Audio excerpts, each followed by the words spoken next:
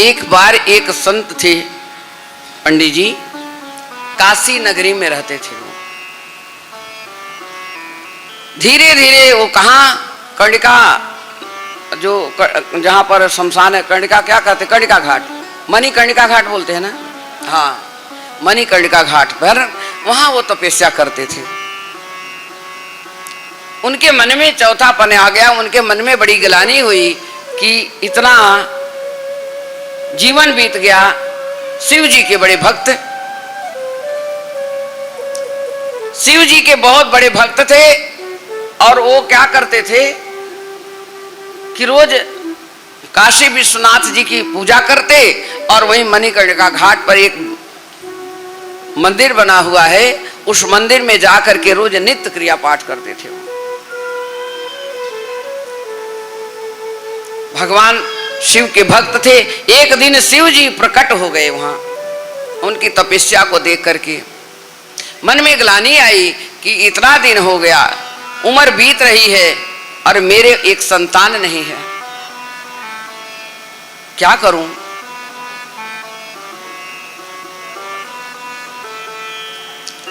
एक संतान नहीं है, मन में ग्लानि होती है, तो धीरे धीरे अपने मन में कहते हैं कि अब क्या करूं प्रभु, हम रात दिन आपकी पूजा, आप आदिदेव महादेव हो, सबको देने वाले हो, भोले भंडारी हो, लेकिन मेरा एक संतान हमारे पास नहीं, और मेरे पत्नी का आंचल खाली है।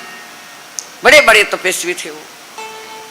भगवान प्रकट हो गए, शिव जी प्रकट हो गए, कहने लगे कि कहो विप्रवर, कहिए आपको क्या चाहिए। भगवान कहने लगे जो कुछ मांगना है हमसे मांग सकते हो। तो विप्रवर कहने लगे हमें कुछ नहीं चाहिए, मुझे संतान चाहिए। तो अभी मैं संतान के बारे में जो बताई ना, इतना ऐसा संतान, तो भगवान शिव जी कहने लगे कौन सा संतान चाहिए आपको।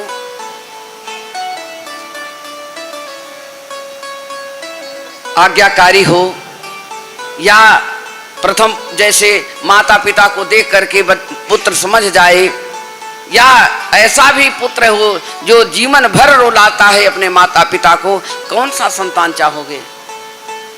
आपके भाग्य में तो है नहीं, लेकिन आप कह रहे हैं तो मैं आपको पुत्र दूंगा, एक पुत्र आपको दूंगा मैं, एक पुत्र होगा, लेकिन उसकी उम्र ज्यादा नहीं रहेगी, सिर्फ 5 साल की उम्र रहेगी।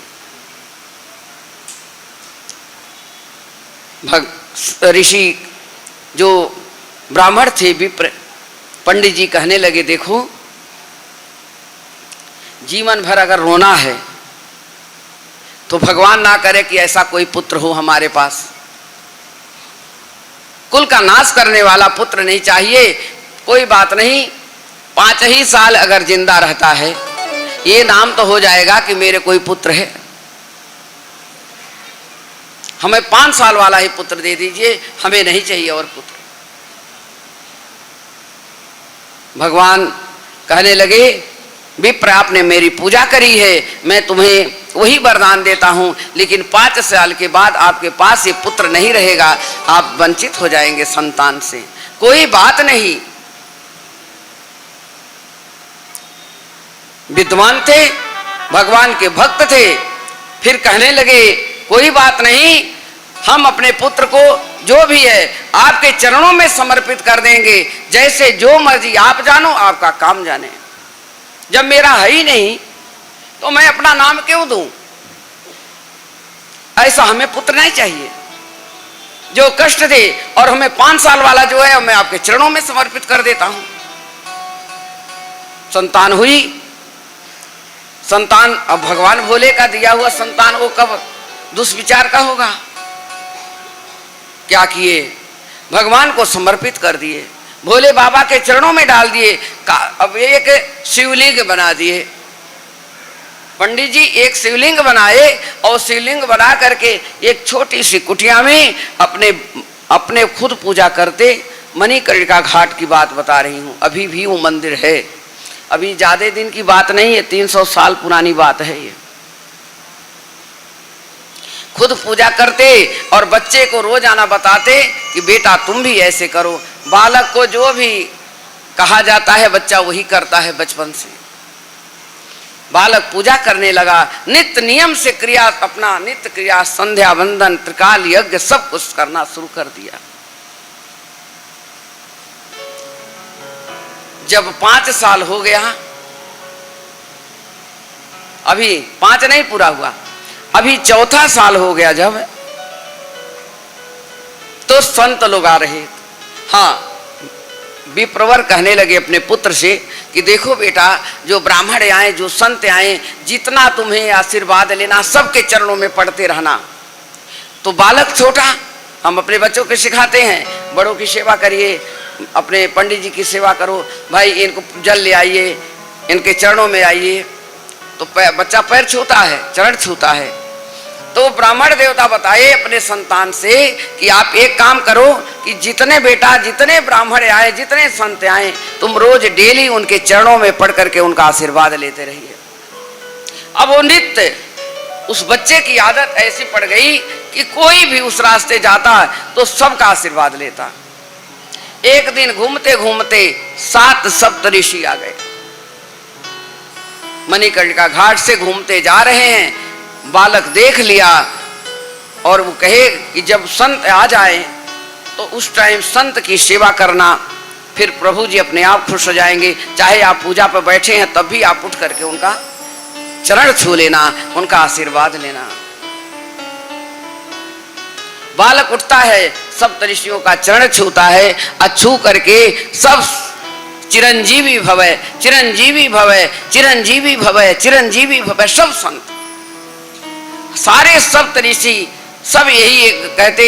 हम भी बालक आते हैं तो हम ये कहते हैं, आपका कल्याण हो, आप स्वस्थ रहिए, आपकी कामना पूर्ण हो, लंबी उम्र दे भगवान, चिरंजीवी भवै। हम लोग भी बोलते हैं। सब ऋषियों ने सब ने कहा चिरंजीवी भवै। और जो पिता थे जब वो सुनते तो उनके मन में बड़ा कष्ट होता था कि 5 ही साल तो उम्र है, भगवान भोले सही बोले हैं, और चिरंजीवी का आशीर्वाद आप दे रहे हो, पता नहीं मेरा बालक रहेगा या नहीं मेरे पास। सब ऋषि जब कहने लगे चिरंजीवी भवै, बस इतने में क्या होता है कि जैसे जान, जय जय सीताराम, जय हो श्री राधे, इतने में चिरंजीवी भवै कहते जान गए।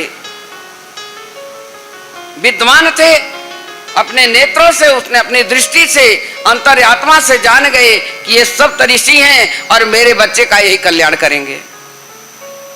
वो सप्तऋषियों के साथ बोले, आप सप्तऋषि हैं, आप ऐसा करो, हमारे बालक की इतनी उम्र है, आए आप इसको ले जाइए अपने साथ।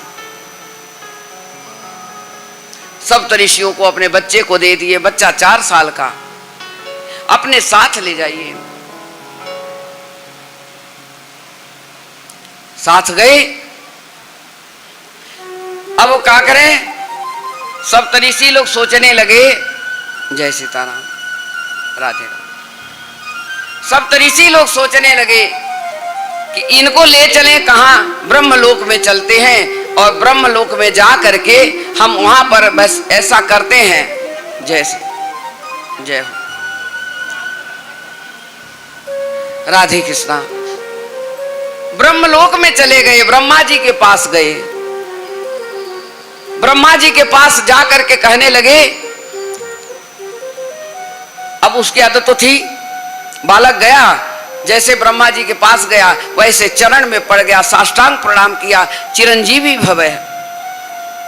अब यही सब आशीर्वाद दे रहे हैं बच्चे को। सब ऋषि कहने लगे, अब हमारा जान छूट गया, अब आप जानो, आपका काम जाने। अब मैं तो चला अब तपस्या करने। ब्रह्मा जी को दे करके उस बालक को सब ऋषि लोग चले आए। ब्रह्मा जी कहने लगे, ये बात तो सत्य है कि 5 ही साल की इसकी उम्र है,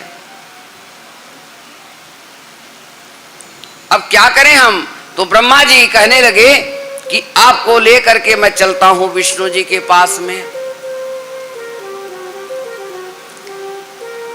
विष्णु जी के पास बालक को लेकर के गए।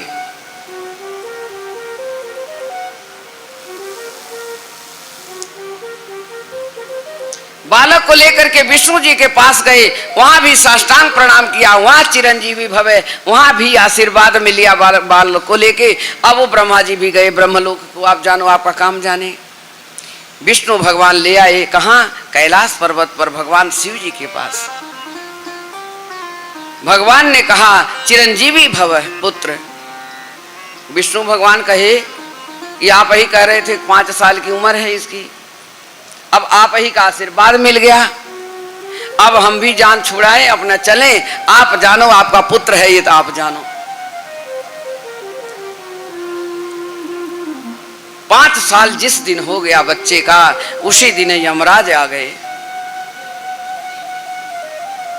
आज समय हो रहा है, यमराज जी वहां से चल दिए, और जैसे ही यमराज अपने खड्ग को उठाते हैं और सिर को काटने के लिए, उसी समय भगवान श्री शिव जी का वो बालक पूजा कर रहा था, और उस शिवलिंग को पकड़ करके माथा टेक रहा था। जैसे यमराज का खड्ग उठता है मारने के लिए, उसी समय भगवान शिव जी उसके हाथ को पकड़ लेते हैं। अरे बोले प्रभु आप? बोले हाँ, 5 साल का बालक जो है, आज इसकी उम्र पूरी हो गई, मैं इसको लेने आया हूं, ये मेरा धर्म है, मुझे आपने ही इस धर्म को दिया है। जय और इसका पालन मैं करूंगा।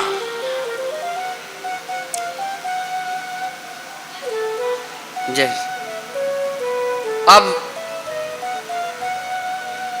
यमराज जी से कहने लगे, यमराज जी कहने लगे शिव जी से, प्रभु जी 5 साल पूरा उम्र तो इसकी अब है नहीं, पर मैं अगर इसको छोड़ देता हूं तो फिर आगे हमारे फिर कोई भी ऐसा आएगा तो हमको फिर वही होगा कि उनके पुत्र को आपने छोड़ दिया, और हमारा उम्र तो हमारी उम्र कैसे आप ले रहे हैं, तो हमारे कर्म में कोई कमी न हुए, और आप इस तरह से नहीं कर सकते हैं। यमराज जी से वार्तालाप होने लगी, किसकी? शिव जी की। शिव जी कहने लगे कि 12 साल की जो घड़ी पल होता है, तो एक पल ब्रह्मा जी का होता है, तो एक 12 से चौगुने का एक पल का एक दिन होता है ब्रह्मा जी का। तो अब जोड़ो इस बच्चे की उम्र कितनी है। ये तुम्हारे सतयुग त्रेता कलयुग चारों युग तक इसके उम्र का तो अंत ही नहीं है, तुम इसको मार कैसे सकते हो। यमराज जी कहने लगे बात तो सत्य है। फिर वही बालक का नाम क्या रखा गया? वही बालक मार्कंडेय ऋषि मुनि हुए, जो पुत्र को उन्होंने भगवान शिव जी ने दिया, वो बालक मार्कंडेय ऋषि हुए, जो चारों वेदों में, पुराणों में, ग्रंथों में किसी भी वेद कोई भाव नहीं, मार्कंडेय जी का नाम पहले आता, हर चीज में मार्कंडेय। मार्कंडेय वाच, चाहे दुर्गा सप्तशती हो, चाहे भागवत हो, चाहे पुराण हो, चाहे ग्रंथ हो, चाहे अग्नि पुराण हो, चाहे भगवान का नारायण हरि का हो या गरुड़, मतलब किसी भी पुराण में ऐसा नहीं है जहां मार्कंडेय जी का नाम न लिया जाता हो। वही पुत्र जो हुआ वही मार्कंडेय ऋषि हुआ।